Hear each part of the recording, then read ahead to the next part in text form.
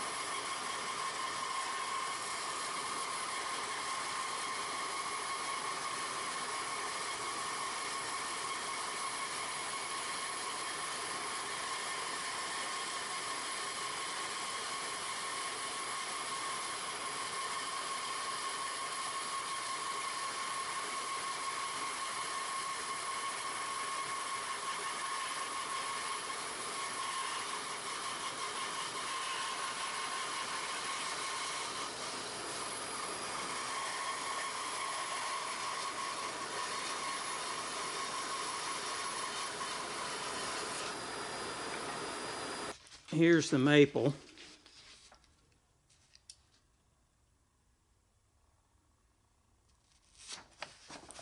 Let that focus a second.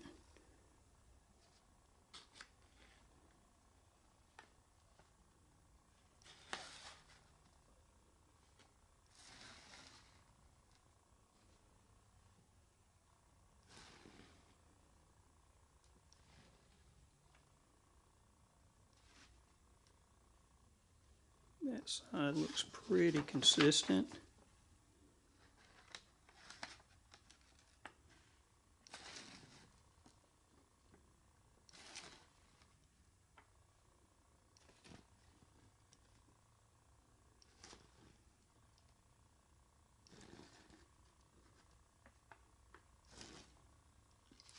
So that one looks fairly consistent. I got a little bit thinner on one area. Let's see how the mahogany did.